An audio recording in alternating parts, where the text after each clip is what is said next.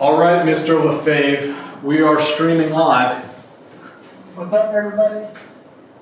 How have you been, Joe? Our very first guest on the show, returning for, this would be episode 3, technically episode 4. Yeah, I was episode 0. You were episode 0. Now you get to be episode 3. Like, this is a legit episode. Well, semi-legit. I mean, I'm still like, Dave and I are like building an aircraft while in flight, which is a little difficult, but, you know, this is pretty legit. This is more legit than episode 0. I'll put it that way.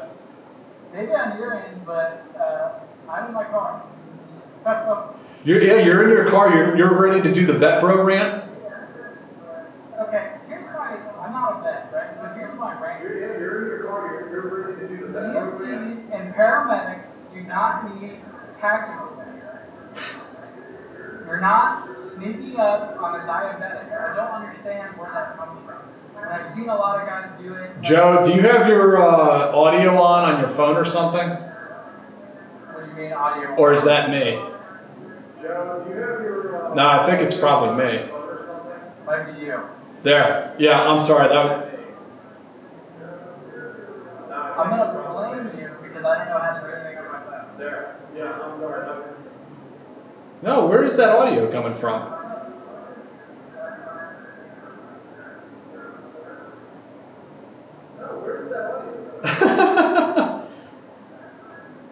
All right, I muted everything. We should be fine now. Can you hear me? I hear you, sir. I hear you. Okay, cool. Sorry for the technical difficulties, folks. Episode 3, man. We're still figuring it out. Well, you are. I'm just scared. I am definitely still figuring it out. And, you know, over the weekend, Dave and I, we went out to Long Island and we got these, you can see these acoustic blankets behind us. And today, just this morning, we went down to Discount Carpet here in Brooklyn and got a carpet. So, like, it looks nice. We threw the carpet down and we did that to hopefully reduce the echo. The biggest complaint we've had thus far is that this room is very echoey. And I hope that some of these acoustic blankets and the carpet, it helps reduce that. And if we can still hear it on this episode, what we'll do is put some foam tiles up on the ceiling and we'll get a couple more blankets to kind of like enclose the set. And that should finally put this puppy to sleep. Did you like did you just throw it down or did you like tack it and everything? You're talking about the carpet? I am talking about the carpet. No, the carpet we just threw down on the ground. It's just a cement floor. Nice. It's more work than I've ever done to a room. It was actually a huge pain in the ass, but it's okay. Oh, I'm fucking sure. They're not light.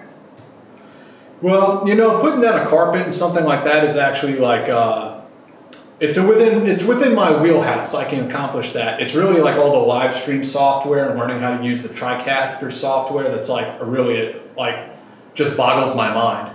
But it's coming around. I'll get there. It seems good.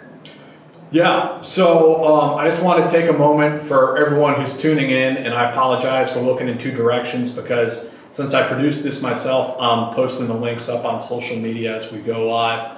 But I just want to take a second and thank everyone who's supporting us on Patreon. I think it's like, you know, $150 a month, which is a big deal. Our first goal is to get to $850 a month.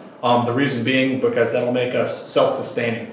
And we don't have to worry about paying the rent or paying our bills anymore. And this place will be able to sustain itself and we can do it indefinitely regardless. And I'll get to breathe a big sigh of relief there. So that's the first goal. And, you know, we're already well on our way. We got 850 subscribers to the channel. So, I mean, I'm super happy and I'm super flattered that there's so many people tuning in and paying attention.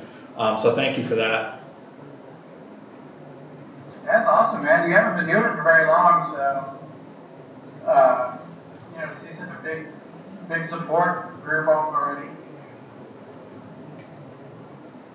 Yeah, no, definitely. I mean, a lot of people have come over and are offering their support, you know, both by watching and subscribing and even, you know, putting some skin in the game and donating money to the channel. And that money is what, you know, we're going to use to, like I said, pay our bills, but also it enables us to upgrade the studio, work out the sound issues, work out the video issues. you know, like even the way Joe is dialing in right now, I mean, it's not your fault, Joe, it's mine, but the way we have him dialing in on Skype, there are better ways to do it, more professional ways to do it. So these are all things I have to figure out. Well, I appreciate you having me on again. Yeah, man, thanks for coming on. You said there was a specific program that you wanted to talk about today? Yeah, so for the next, I guess, week and a half, I'm still working for the Journal newspaper in West Virginia. And every week, it's essentially like a veteran spotlight, we call it Unsung Heroes. And one of our reporters will go out and find a veteran and interview them about their service and then write about it. It's on the front page every Monday. And I've interviewed 3 veterans so far. To give you about, each of us does about 1 a month. So I've done 3 so far, and I just wanted to kind of talk about the differences between everyone's service and why, no matter what their service is, they should be proud of it. Mm-hmm. And this comes from a point of view of not a veteran, but the first guy I interviewed was a guy named Gary Gearhart. I can say his name because I wrote about him, and he spent 17 years, about 20 years, 17 years in the Navy, and he was a illustrator draftsman. And what he did was he did like etching for submarine parts. He was like on a submarine tender, and he would etch all the different like valve parts with the part number. And then he went to work in the Pentagon and helped do like national security briefings and stuff for the CNO, every morning. And he would help put the labels on. And he was really, really humble. And he kind of started off the interview kind of like yeah, like I'm a Navy veteran, but it's like kind of whatever. Like he wasn't like super gung-ho about it. And we talked for about an hour. And when I looked down at my notes and kind of like reflected back on his service, I was like, well, Gary, everything you've done in the Navy, whether just because it hasn't been combat related, it's still really, really important work, to our national security. For example, submarines aren't like cars, right? So if my car breaks down, which it has been, I can pull over and get a ride. If the submarine breaks down at 150 feet under the water, you can't really pull over. And there's only so many people who know how to fix them. Yeah. So even assuming you can get it to dry land or safety, there's only a handful of people that know how to fix them. And I just think it's important for all veterans, no matter what they've done in the military, to feel proud of that and to reflect on that, not so much as what the actual action was, but how that action impacts, our entire national security infrastructure and things like that. And when I told him that, I was like, man, like everything you've done, like has been really important, whether you see it that way or not. He kind of looked at me and he almost got teary-eyed. And he was like, man, I never thought of it like that. And that kind of surprised me that someone who worked for the CNO and did all these different assignments never really considered his service, that vital, but it really was. Yeah, man, I'm really glad you brought that up, actually, because, I mean, retiring out of the Navy after 20 some odd years is a huge accomplishment in of itself. But what you're saying is something that kind of gets lost a lot of times, I feel like, is that, the support guys are the ones that enable the actual ground pounders, ground guys, whatever you want to call them, to go out and do their job. And that goes from, the loadmaster on the C-17 airplane to, like you said, the guy who's the mechanic on the submarine and keeps everything running. And oftentimes it's somebody else who gets the glory and it's somebody else who gets to, write the book about it. But those guys are, the good guys who are out there working and doing their job every day are the ones who really keep the whole machine running. Yeah, there was, like last year when I was at XCTC, I interviewed an Army lieutenant from the National Guard unit in Illinois. And his unit was there doing the laundry at the brigade support area. And he walked me through how they sort the laundry, how they wash it, and how, they're able to do that in like a field environment, and how important it is for frontline troops to know that they're going to get a clean uniform and things like that. And he was pretty excited about his mission, and his soldiers were excited. And I feel like that lieutenant did a really good job of getting his soldiers to understand why their role at the VSA is so important. And just like you mentioned, just because your service isn't combat or secret stuff, I mean, it doesn't make it any less important and any less vital. I think the military is pretty good about not arbitrarily wasting money when it comes to personnel. And you might have a different perspective than me on that, but I think everyone in the military, whatever role they're in, that role needs to be filled for everything to be accomplished. Well, I'll tell you, I'll just relate this story real quick from, this was a squadron commander who told me this. He was a retired colonel in the Army, and he had, amongst other things, he served as a squadron commander in Delta Force. So he had really done, the secret stuff, the cool stuff, and all that.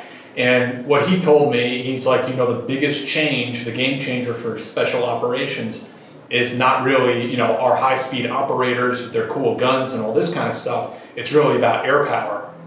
And I was like, so you mean like 160th, Special Operations Aviation, that we have these really cool helicopters now that can deliver the operators and soldiers where they need to be to do their job. And he was like, well, kind of that, but not really. He said mostly he's talking about, strategic lift capabilities like C-17 aircraft and some of these other airplanes who can fly, they can fly our troops from Fort Bragg to anywhere in the world in, under 24 hours at this point.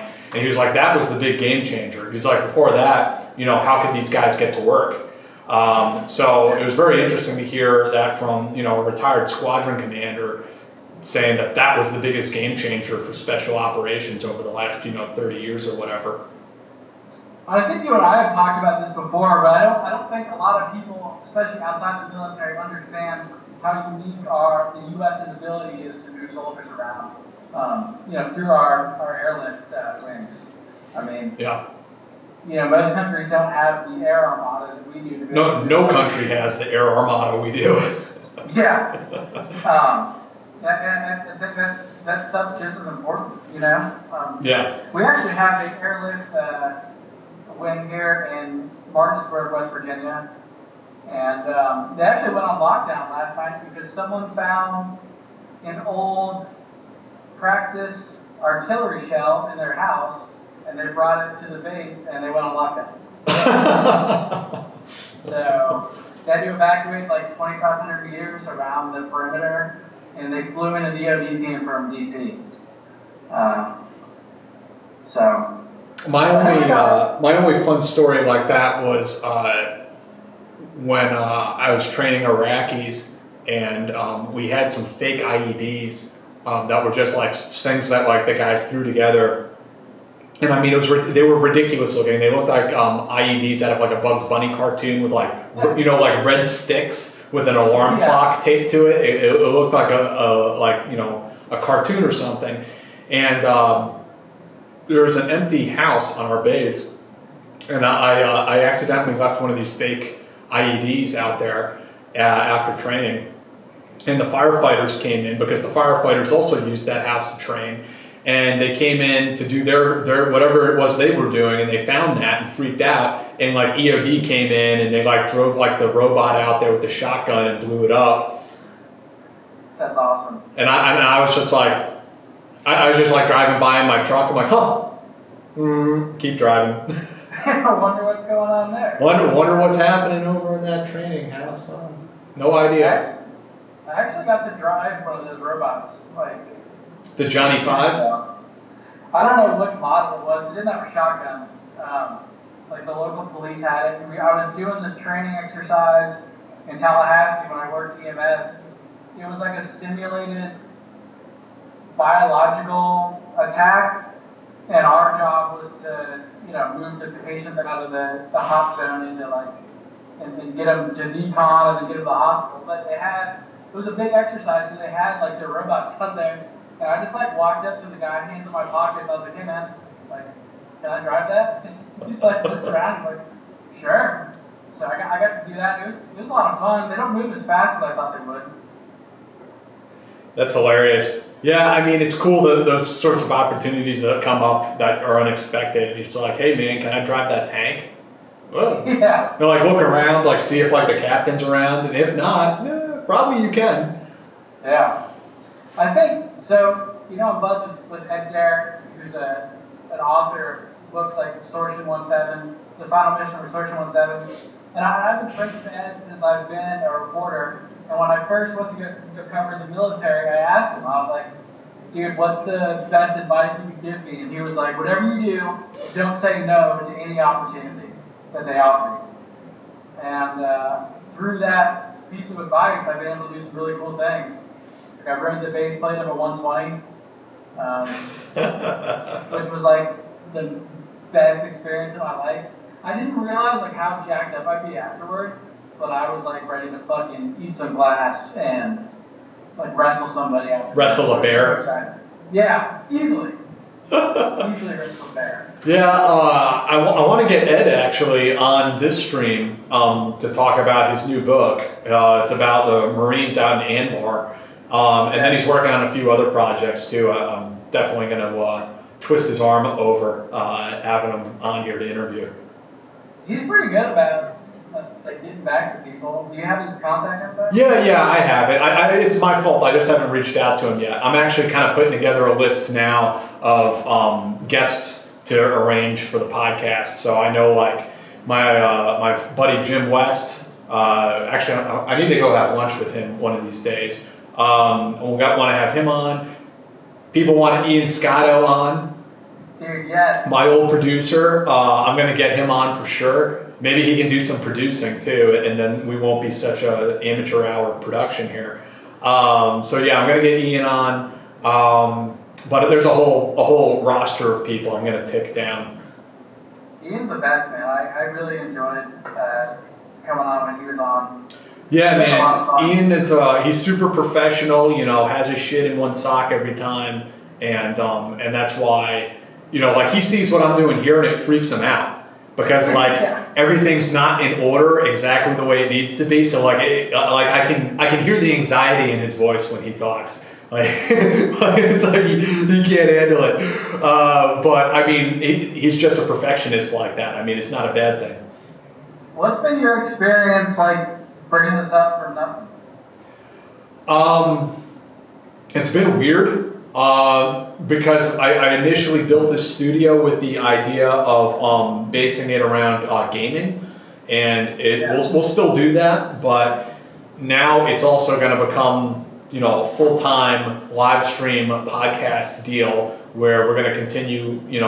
Dave and I are going to continue interviewing veterans, interviewing like defense experts and security people, people who've done other interesting things in life, trying to get those unique perspectives out there like, I've been doing for years now.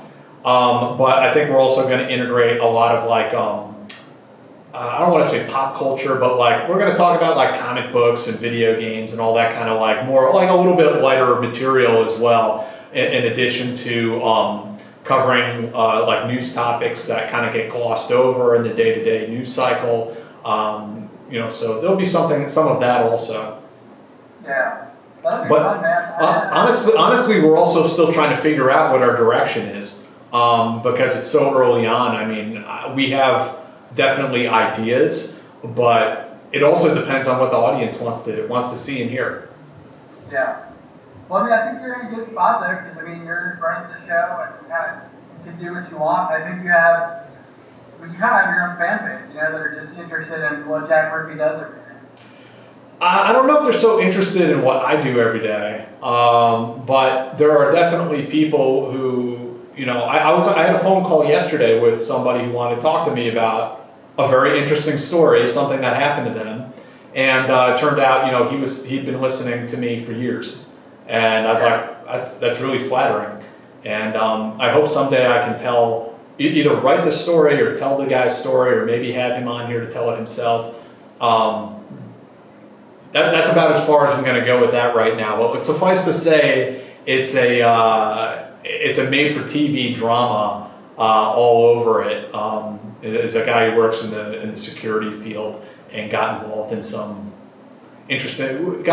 a very interesting client, and some very odd things happened to him. Yeah. So we'll see. Maybe I'll get to talk about that another time. That's like kind of what I find interesting about being a journalist, right? Because I can write stories and take pride in what I write, but at the end of the day, they're not my stories. They're someone else's stories. And I always feel like the subject should have a sense of ownership about it. And when people say like, "Hey, I read your story about this and I liked it," I appreciate the feedback, but at the same time, it almost makes me a little uncomfortable because I'm like, that's not, I just brought it to light. I just published it. The story belongs to someone else. It's an interesting position to be in. I mean, I think it depends on the type of story, because there are those where you are literally, yes, telling the story of, let's just say a guy who served as a Marine in Vietnam, and you sit down and talk to him, and then you're going to write his story about his experience. And in a case like that, like, yes, it's very much his story.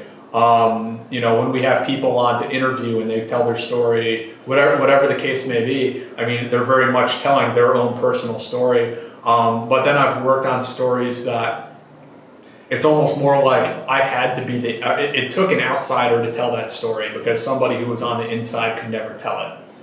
And in that sense, I don't want to say it's like you become the story, because that's definitely not the objective. But you become the lens, the outside perspective that can kind of zoom in on the issue and report on it that perhaps other people couldn't. Yeah, that's a good point, especially with stuff like data that involves, multiple people or multiple agencies. Yeah, then you kind of become the director and the organizer, and you do the research, and then it does, in more ways, become your story. But I feel like, like when I interview these veterans, they're not, these aren't by any stretch of the imagination my stories or their stories. I'm just a guy with a notebook and a computer and a video recorder or a tape recorder, Yeah, and I'll say it's very gratifying and very flattering, or you can say it's even an honor to be able to tell a story from some of these old school guys. I've interviewed so many old school special forces soldiers who served in Detachment A or Blue Light, or even going back to Vietnam. The furthest back I ever interviewed somebody was a guy who fought in the Korean War as a ranger. And to be able to tell their stories is really like a huge honor, to be able to put that out there. And then getting emails and letters and things from the daughters and sometimes the wives of these men, and they're saying, thank you for telling my dad's story. And in some cases, they knew nothing about what their father did. They really did not know, because they never talked about it. And for them to read that stuff, it just means so much to them. Yeah, there's a guy I interviewed a few months ago who runs a nonprofit, and what they do is they go out and they video interview World War II veterans in an effort to get as many firsthand accounts of the war preserved. Mm-hmm. And he's actually he's out of Harper's Ferry. It's called the World War II History Archive. And, he travels all over the country and the world interviewing not only U.S. World War II veterans, but Allied force veterans and civilians that were around during that time. And his motivation is literally just to get as many of these stories recorded before all these guys pass away as possible.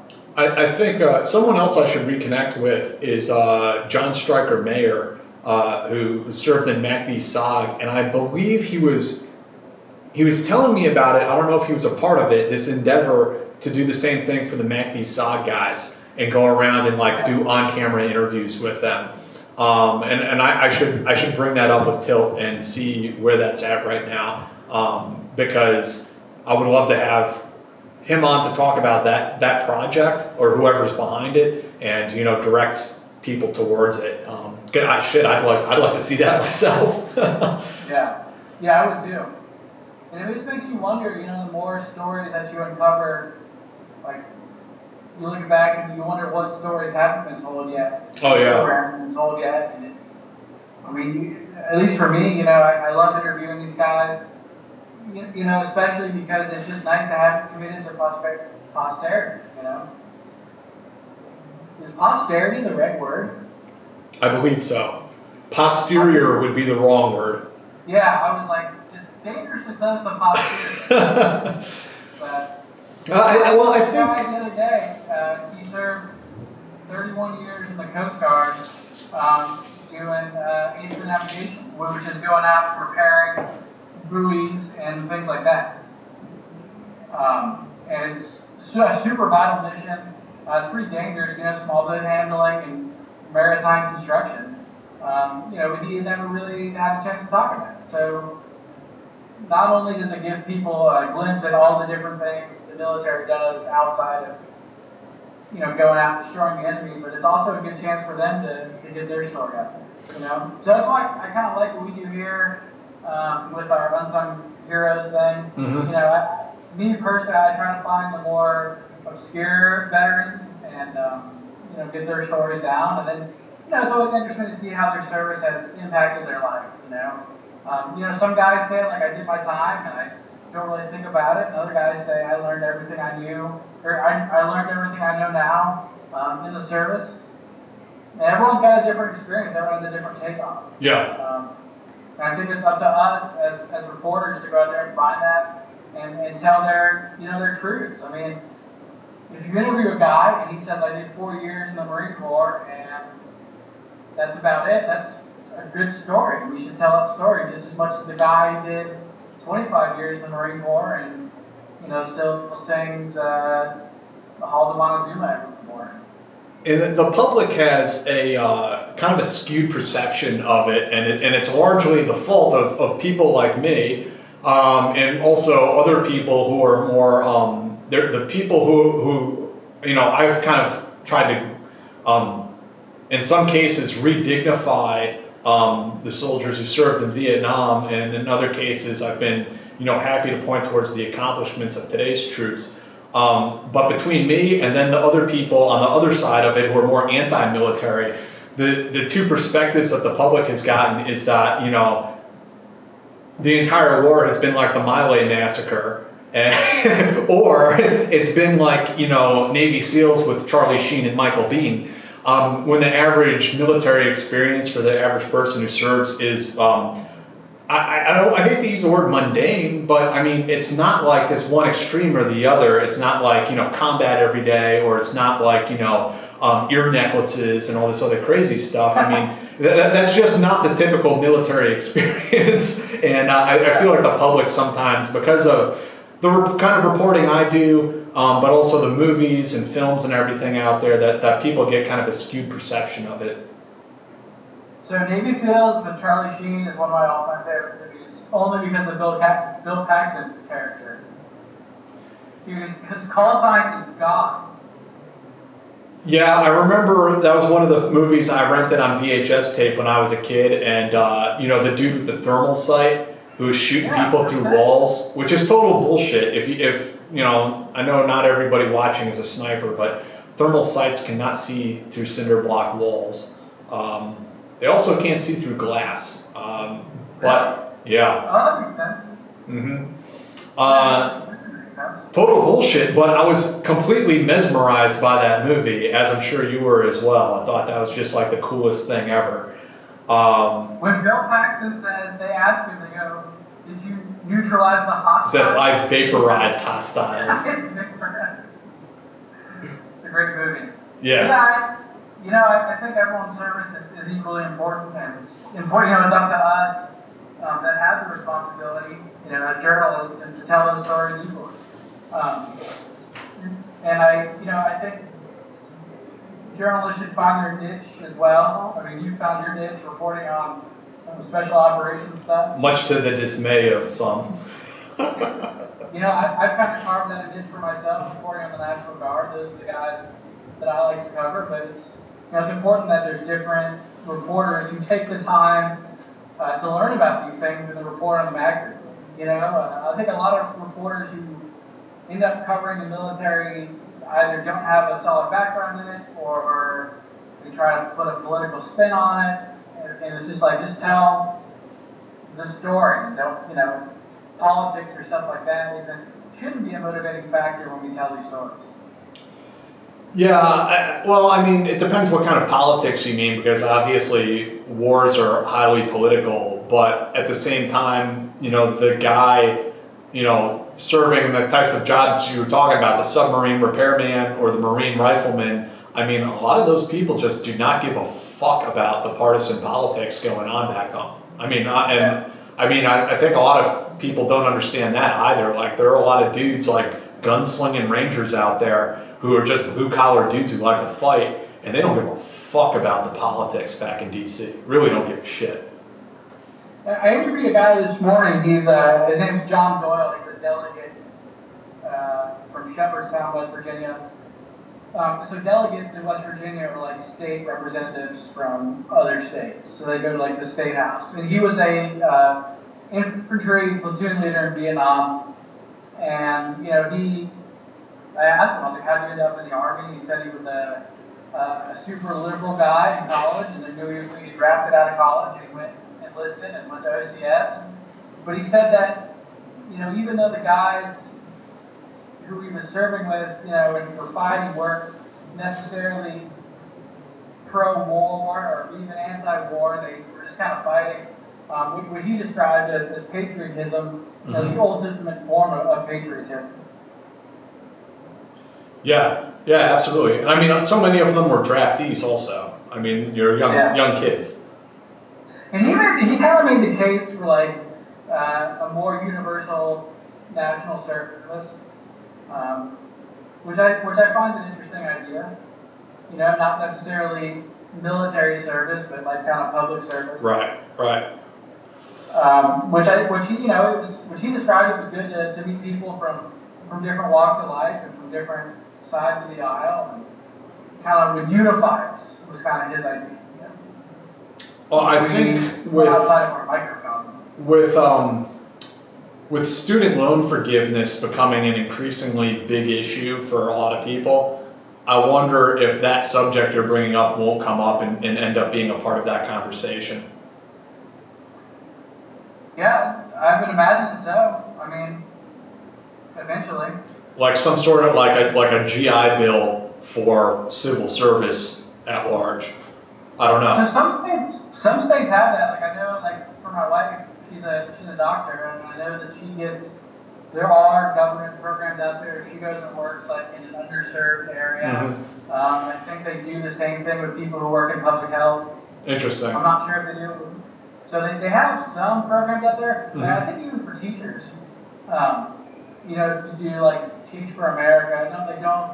I'm not sure if that's the exact program, but I know there are programs for educators out there that they work like, like in a place like New Orleans, or they work in a rural place that's underserved. They get, after X amount of years, they get part or all of their student loans forgiven.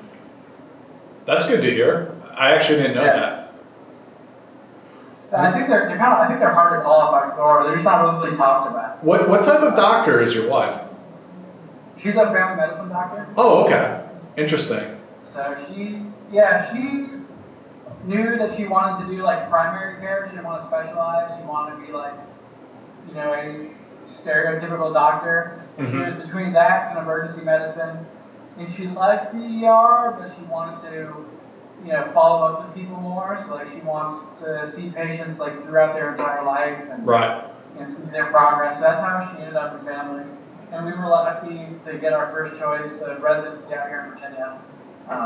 That's great. So it's good. Hopefully she'll start making some real money and I can retire at the ripe old age of 35. And good work if you get it. So we just got another dog. That's 8 dogs we have now. Are you kidding me? No, it's a lot of dogs. How do you deal with that? They're like a pack. Like she sees her Melanson, you know, they all kind of work as like a group. Once you have 2 dogs, you might as well have 8 dogs, honestly. Bro, you know what that's about, right?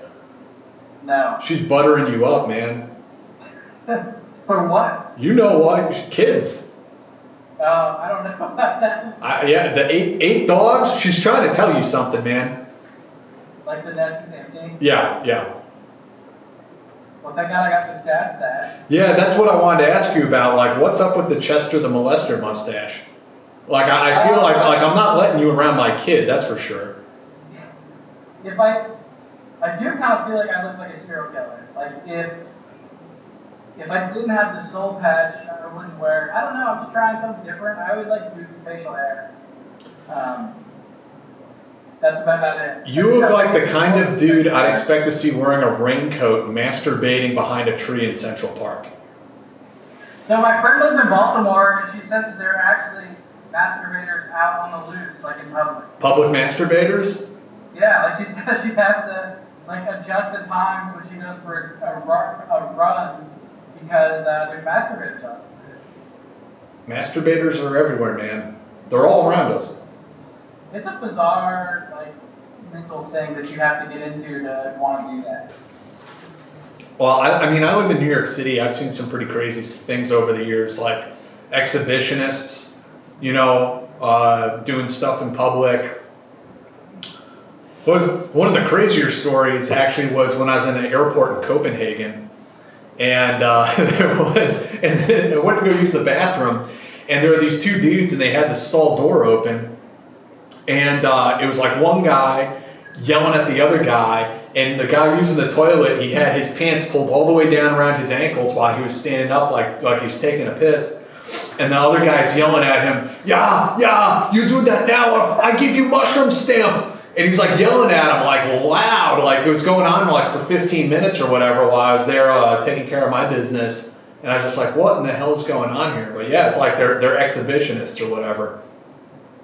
I've never really seen anyone pull their penis out in public. I have on the subway. At like 3 a.m. you see weird things on the subway, man. That New York subway thing is like a whole different beast, because I took the metro in D.C. and it wasn't like that bad. Really? D.C.? Yeah. What neighborhood though? The Farragut Station. Yeah. I've only taken the subway in D.C. a couple times, and it just baffles me that they have carpeting on their subway. They do, yeah. Cuts the noise down right there. I want to talk to the civil engineer who came up with that idea. Like, I got questions. I want to ask. Aren't they like bomb shelters? Like, isn't that the point? The trains? Or the train stations? Like the underground stations. I mean, not that I've heard of. Or is that like just wishful thinking? I mean, if it comes to that, DC's going up in a thermonuclear cloud. I mean, vaporized. Yeah. Unless you're on the subway, I guess. I don't think a subway tunnel's going to protect you from that, dude. No, I guess not. I don't really know enough about like nuclear weapons to. I just like lie to myself and just tell myself they're not a big deal. See, in World War II, of course, the Brits used the subway tunnels as bomb shelters from conventional munitions, and but the thing is, London subways are deep, like really deep underground. Our subways are mostly just cut and cover. Like back in the 1900 whatever, they dug a ditch, laid some track, and then covered over the top. So our subways, like you can hear our subways, you know, while you're walking down the sidewalk. In London, you won't hear them.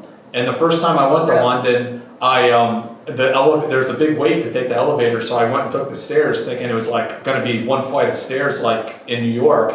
And I ended up walking up this like spiral staircase for like 10 minutes. I was like smoked by the time I got to the street. I was like, yeah, they're deep. What, you know, I wonder, why don't we still have like public bomb shelters? Like, we don't have like a civil defense agency. We have a FEMA, but they don't really do civil defense stuff. Yeah. You know what I mean? Yeah, I mean, I think just like especially since the end of the Cold War, you know, all that duck and cover stuff kind of went out of fashion. Do you think it would make people feel better or worse? It would make people feel worse because, like, the threat of nuclear annihilation is just not on America's mind. Like, let me scroll on over here to Twitter and we can see, like, some of the things that are trending, you know. What do we got? Brett bug. Brett bug. Let me see what this Brett bug thing is. Red bug or Brett? Brett. B-R-E-T. Okay. It looks like some guy. Man, I don't even. Something about Brett Stevens. He wrote something about bed bugs. I got nothing. I got nothing either. So, like, but this is what's trending on Twitter right now. So I'm thinking the average Joe out there is probably not thinking about nuclear weapons so much. Like when I was in Italy over the summer, and I had actually more than one person ask me, "What do Americans think about climate change? Like, are they going to do something about it soon?" And I just started laughing. I was like, "Climate change? Are you kidding me?" Like, if you look at the stuff Americans are like talking about day to day, like climate change is like number 100 on the list. I mean, yeah. like just like this stupid like trending nonsense. You know, like people flipping out about just the most bizarre things on a day-to-day basis. You know, we're freaking out because, you know, the football man takes a knee during the game. Like, that's the kind of stuff we talk about. Like, no one really talks about climate change, and I feel like to get to a point where we would even consider dealing with that issue, like we'd have to grind through like 100 other, you know, cultural dilemmas and quandaries before we even get there. You know, have you ever heard of a guy named Jake Hammerham? Yes, somebody told me about him. The guy, he's a journalist who's like running around Ukraine. Yeah, he's been to Ukraine, he's been to Syria, and he's like, I think he worked for Vice a long time ago, but now he has his own podcast called Popular Front. And I was a guest on there like in January. Oh, cool. And what we talked about was, you know, how the threat of war, like for you and I, right? Like, I don't really have to worry about troops crossing the border into Virginia and holding my town hostage, you know? But for people in Europe, that's a very real possibility. Yeah. And I think it gives Europeans a different outlook on defense. Oh, 100%. That we just don't have here, you know? We kind of live in our own bubble, not only like a metaphorical bubble where like we don't really think about like the bad things like climate change or nuclear war or Ebola. You know, we get to think about football players and bed bugs and things like that. I think people in other parts of the country don't have that, or other parts of the world don't have that luxury. And you know, it's hard to remember that. You know, we talk about these kind of important topics. Yeah. You know, and a lot of times. Like, as a reporter here, like when I was working for NewsRep covering the Ebola thing, you know, it seems very abstract, you know, to you and I. Even though I was, you know, tracking it every day, it was still pretty abstract because it's halfway around the world, but there's other people that's like a very real threat. It could have been said about anything. Yeah, man. You know, the dynamic you just brought up is like huge. It's a huge aspect of what informs American foreign policy and drives American foreign policy.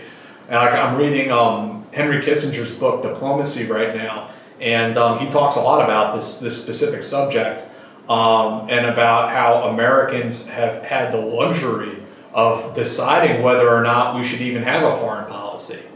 It's not even what our foreign policy is, it's whether or not we should have one. And largely because of where we are on the map. We're not like a country like Poland that has to be consistently engaged with all of its neighboring countries and worried about the balance of power across Europe. Because if something gets fucked up, they're going to get invaded. And these are countries that have a history of being invaded. And in the last century, Europe almost destroyed itself twice.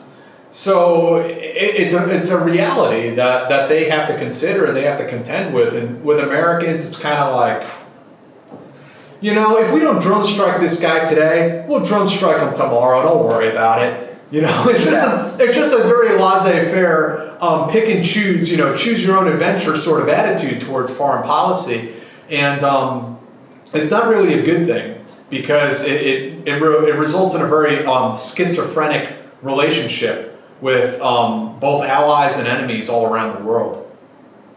And I think that's why I'm glad that we're sending more National Guard units to train with foreign countries, to give soldiers that outside perspective and to engage with soldiers from other parts of the world that have different realities than we do. I think it makes us as a nation stronger. I think traveling abroad makes people, at least more sensitive to other cultures. Like when I was a news reporter in Shreveport, I interviewed these guys from like a local militia. And they were really worked up about this Confederate statue, and like I don't want to get into that, but I asked the guy, I was like, where'd you he had like tactical gear on, like a plate carrier, and had like a. He looked like a Robin Sage role player. Yeah, pretty much, right? And I asked him, I was like, so like, were you in the military or anything? He's like, no, man, I've never left Northwest Louisiana. I'm like, that's like really sad to me, Like I think everyone should get out there and see other parts of the country and the world. I think it broadens your horizons. I also don't think that's like that unique of an idea. Like I'm not saying that's like some breakthrough idea that I've had, but I think it's important. Yeah, and it's not going to result in world peace. I mean, you can bring an Israeli to Palestine and a Palestinian to Israel, and they may gain greater perspectives of one another's culture, but it's not necessarily going to end a centuries-long conflict. But I mean, when you see that other perspective and the other side is humanized a little bit, it can definitely open up doors that would have been closed previously. Yeah. All right, I gotta run soon. Some less serious things. What video games are you playing? None. I haven't played any video games in quite a while, actually. I only play like maybe one a year. Really? Yeah. Okay. The last one was the new Tomb Raider game, and I still haven't finished it. I didn't even know there's a new Tomb Raider game out. Well, it's not new. It's like a year old now. Yeah. I'm playing Star Wars Battlefront 2, and I've been watching all of the, I'm liking the Star Wars thing right now, so I rewatched all the prequels. They get a bad rep, man. I think they're really good movies. Yeah? Yeah, I think Hayden Christensen is perfect as Darth Vader, alright? Look, here's my 2-minute pitch about it. They wanted Darth Vader and Anakin Skywalker to come across as creepy and unapproachable, and that's exactly what he did. I don't think people like the character of Anakin Skywalker because he's a bad dude. Well, was there a lot of consternation about like the voice acting in this game? No, not so much. Not so much on that part. Well, what was the controversy about? Well, no, not the controversy about the game, but just like the controversy about the prequel movies that they're not as good. Oh, I got you. Well, the prequel movies look fucking amazing compared to the new Star Wars movies they're making. Yeah, that's terrible. Except for, okay, I will say, Rogue One is the best Star Wars ever made. I saw it. I mean, I thought it was good. It was not great, but it was okay. I'm standing by that. The last one I saw was atrocious. Was it The Last Jedi? The one where Luke Skywalker goes off in a puff of smoke at the end. Yeah, that was that was really bad. It made me sad because like it was totally not the Luke Skywalker that they've been building for 3 other movies. Yeah, no, it was just a horrible movie in every regard. It is. And that weird scene with that alien thing where he milks it. You know what I'm talking about? I'm trying to remember. It's got like the weird nipples and it's blue milk, and oh man. I don't know. Why don't I remember that? It sounds like it should have been the best scene. You have to rewatch it just for that. Be on nipple lookout. I don't think I'll ever go see another one of those Star Wars films. They're probably going to get me to see the next one just because I'm a sucker. But somebody in the comments is like, yeah, because you just don't want to remember it. he may be right. He may be right. I wish I could see the comments. Anything else good? Well, hey, if any of you guys watching want to ask any questions or have anything you think we should bring up, hit us up right now because Joe's got to get going in a few minutes, and I'll roll shortly after that. What other movies have you seen lately, Joe? Other than crappy Star Wars? I just watched season 2 of Mindhunter and it was fantastic. Yeah. Yeah, that was really good. That's about it. I've been reading a lot lately. I'm reading a book right now about Fukushima and about how the Nuclear Regulatory Agency kind of fails to regulate our nuclear industry. Actually, it's the Nuclear Regulatory Commission. And how they are kind of like pigeonholed by their own like bylaws and rules about what they can and can't do to enforce like safety standards and U.S. nuclear plants. And like I'm a proponent of nuclear energy. Like I think it's good. I live 100 miles from a nuclear plant. I mean, I don't think it's inherently, dangerous. But at the same time, it's hard to ignore things like Fukushima, which we're still seeing. I don't think we've seen the complete fallout of what happened. No, I don't think so either. I mean, as far as I know, we're still like holding millions of gallons of contaminated water on site because they're not sure what to do with it. Oh, really? No, I didn't even know that. Like they have big tank farms around the area. Jeez. And reading that, I read a book about Wildland firefighters that died in 1949 in something called the Man Gulch Fire. That was pretty interesting. Was that in Louisiana? No, that was about in Montana. Oh, okay. But they were smoke jumpers. They were like some of the first smoke jumpers. Really? And they jumped into this like kind of a small fire, and they didn't realize it didn't like cross over their like line of like their limit of advance, and then it just like out of nowhere just came and killed everyone but the 2 guys or 3 guys, and 1 died shortly after. What year was this? What? What year was this? 1949. Wow. Yeah. That's interesting. Actually, now that you bring that up, I should try to get like a retired smoke jumper on the show for an interview. Yeah. I've never had one of those guys on. I bet they got some pretty cool stories. Wildland firefighting is like a totally different and intense beast than like structure firefighting. Yeah. And I think that those guys they probably don't get the glory they deserve, because if you look at like a large scale wildfire, I mean, it's like fighting a battle. Like they have, everything from logistics to you have air power and close air support. I read an article my friend sent me the other day about how, I think it is out in California, how they use prisoners to fight the wildfires. They do. They've been really successful, actually. Yeah. They're like low-level violent offenders, but they get trained like as a wildland firefighter, and they go out and they're real successful. They're like, I can't remember what it was, if it was like the ACLU or Amnesty International or something. They get upset because they say it's slave labor because they're only getting paid like $1 a day or something. And sure. And I think they can also get their sentence commuted or something like that if they're doing the right thing.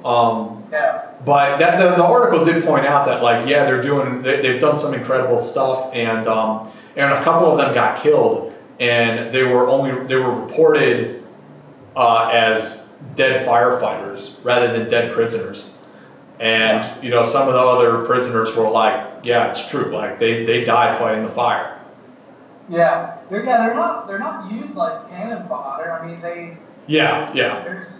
There is so in California, the big firefighting agency out there is called CAL FIRE, and they're the ones who handle most of the wildland stuff. I mean, there's a CAL FIRE, firefighting officer with those prisoners. They're trained by CAL FIRE. I've watched some interviews with some of the prisoners that go out and do that. I mean, they take a lot of pride in it. It's like a pretty exclusive program. And in return, they have a lot of freedoms that other inmates don't have. I mean, they're trusted. I mean, they're given public trust. They're going to go out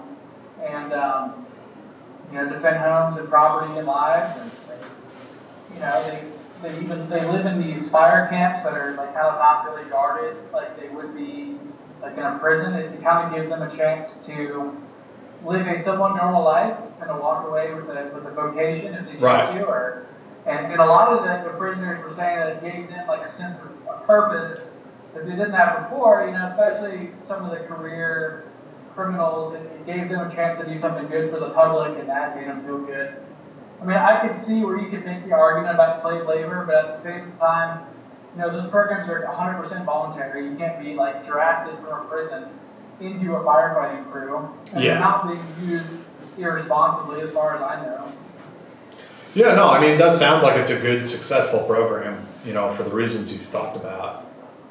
And and what I found interesting reading the book about the 1949 fire, there were firefighters like when wildfires happened, like in the 1920s and 30s, they were it would be the National Park Service guy would go to the bars and get all the drunks to go out and fight the fire. So that's kind of what they said. I mean, the author of the book had done violent firefighting, and they said that they just kind of like rolled through town and were like, if you can stand up, we're going to the fire. And it was almost like a like defending their community type thing. That's that's like how you used to get able-bodied seamen on the ships back in the day. It's that you just find drunks who are passed out in the port, and like they'd wake up on a ship and they're like, "Hey, we're going to Tahiti, bro." They had no idea what the hell's going on. I think the British military was like that back in the old days too. Yeah, I think pretty much. I know you could join the British military at like a very young age.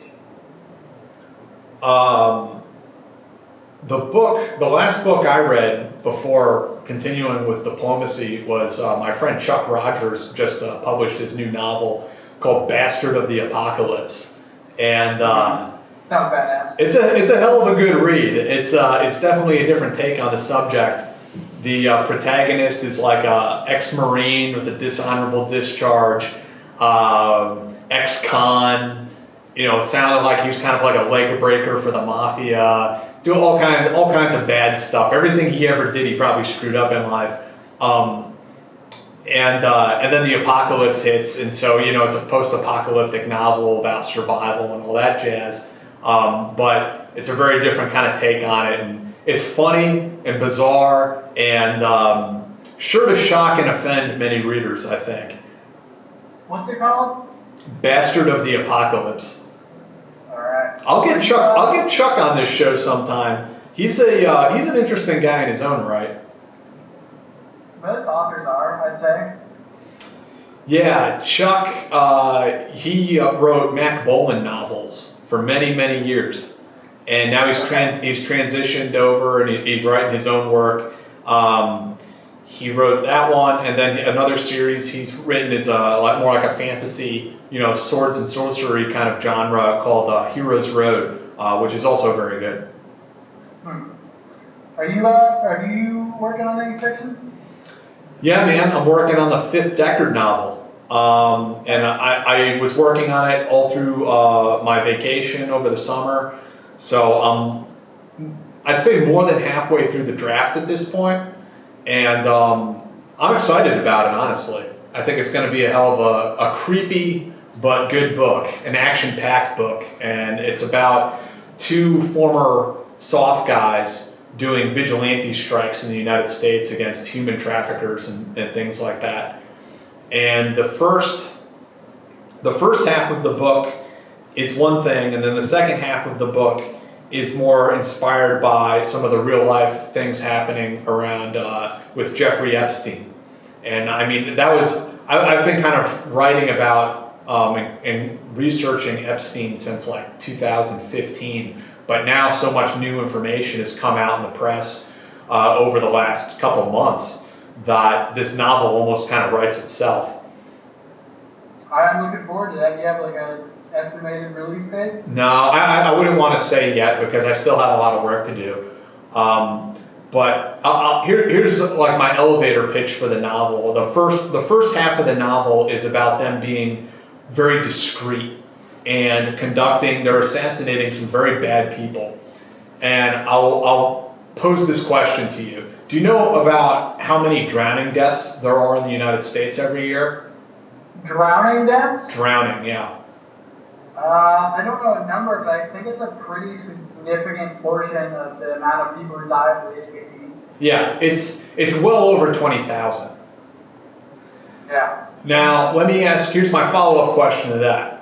Do you know how many medical examiners there are active in the United States at any given time? I'm going to ballpark it, 200. Not that far off, about 150. Okay. Yeah. So if you start looking at how many people, and I mean, I should actually have the statistics right in front of me before I went down this road, but let's say accidental drownings, okay, we talked about that.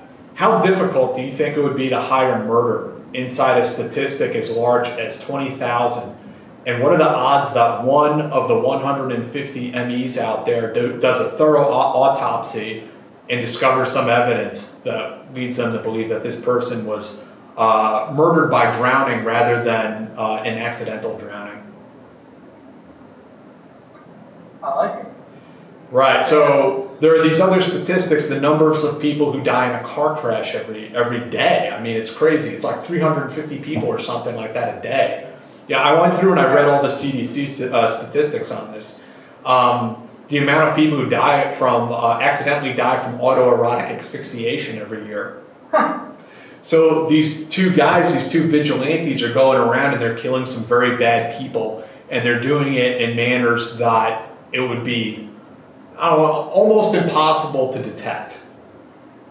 But then there's a subplot in the novel about an FBI program called VICAP, which looks at statistical information about murders all around the United States, and it tries to tease out of the numbers undetected serial killers that the FBI might not be aware of. So there's a sort of statistical law enforcement subplot in the background of the book. And then the second half of the book becomes more of a more familiar vigilante tale of, more like Frank Castle, blowing down the door and killing everyone inside.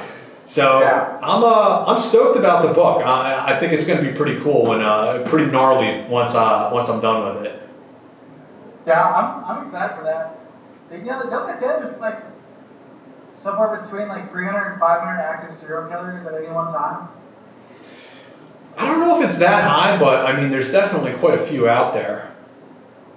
Look for guys that look like me right now. Yeah, the Chester the Molester mustache. With this mustache. No, man, I like the Decker novels because from page one, like, people are getting fucking blown away. And it's a good time. Yeah, and I try to write every one of them to be different from one another. That's the trick to it, is you don't want to rewrite the same novel, 3 or 4 times. And I also don't want to write the novel that everyone else is writing. So, and there are some very good writers out there in the genre writing like counterterrorism, espionage type books. Brad Thor, Mark Greaney. Those are like some of the bigger names out there, and they're very good at what they do. But I don't want to do what they do because readers have already read that work, right? So I want to do something different. But I think fiction is like a totally different challenge than writing journalism, and I commend you for doing it. I've tried it. It's incredibly difficult. Fiction's a lot funner, and journalism is stressful because you have to get all your facts lined up and they have to be exactly right. When you're writing fiction, it's okay to fudge it. It's all right. You can just write whatever is fun or interesting, as opposed to being as a journalist, you're constrained by the truth. You have to stick to that and not massage the facts to mean something that they don't. Well, that's what good journalists do, right? Yeah, the bad ones might go down that road. I know you and I had talked about doing some kind of fiction about Navy divers. Maybe I'll like get off my ass and take a shot at it. I was talking on this live stream with Dave Park about that because Dave was a Navy diver. He was a salvage diver. I guess is it a salvage diver? Or he was he did like the maintenance on the ships in port. So he wasn't a saturation diver, one of the guys that goes really deep, but he that was one of his jobs. He did that when he was in the Navy. Yeah, the book you sent me about it, they have like different types. So like some do salvage, some do construction, and some do like EOD, hull repair. Yeah. And things like that. The other thing I bought my bookcase from was a Navy diver like support staff person. Another novel I want to write at some point is one that is based largely around like subsurface warfare, and there have been books out there and more of them now about writing the buddy novel about like the man and his dog using like a military dog. I want to write the one about the combat diver who's buddies with one of these military dolphins. Oh yeah, dude. But it's weird. Nobody else has done it, as far as I know, and that always makes it interesting. Well, I think it'd be hard to do and make it serious. You know what I mean? Yeah, the thing is that I've talked to people involved in the program. It's called like the Marine Mammal Program or something like that in the Navy. And the dolphins have personalities, and they fuck with the people who work in the program. It's like really funny. Yeah. They'll blow water at you if they don't like you. They'll grab you by the wrist and drag you 30 feet underwater just to fuck with you. Like they have personalities, and they will get pissed off at you. Some of them. Did you see that documentary Blackfish? Yeah, I did. Where the dude like broke into the whale, like bit his dick off and drowned him, and then had him on his back. Oh, I forgot all about that. Yeah, that was pretty sick. Like some crazy guy broke into SeaWorld and was like, "Fuck yeah, dude, I'm gonna swim with the orca," and the orca was like, "All right, man." So like the trainers came the next morning and there was a dead guy with his dick bit off, like on top of the orca, and the orca was just like swimming around. I took my daughter to SeaWorld over the summer. Which one? The one in San Diego. Okay. And we saw the orca show, and the trainers are not in the tanks with them anymore. Yeah. Yep. That's a pretty like sad story, actually. The trainer lady. Yeah. How all that went down, and it was because the whale was like confused and frustrated. Yeah, those like marine mammals are a lot smarter than we give them credit for. Yeah, they're super smart. What was I gonna bring up before I head out? I don't remember. All right, dude. Well, we can end it there for now. Oh, what? I know. Let's like I've been tossing around that disaster thing. If it's okay with you, like you want to set a date for like a month from now, and I'll research a disaster and we can go over it. I would love that. Pick a disaster, like which, and you want to just like do a deep dive on a disaster. Yeah. You want to do like how the disaster unfolded, and then like the civil response and all that kind of stuff. Yeah, I think that'd be really interesting. Like maybe the different players involved with it, the different agencies, if there's any like lasting effects, and definitely like the causation, what caused it, is it something that's likely to occur again? You got any ideas for which disasters? I'll have to look. I got someone sent us something on Twitter about like a rocket that exploded. And then, I'm always up for the maritime disasters. Yeah, like the ship sinking and things like that. Yeah, ship sinking. You sent me something like that the other day. Oh, it was about that quote from the guy who rescued those people from that cruise ship off of South Africa. Yeah. Yeah.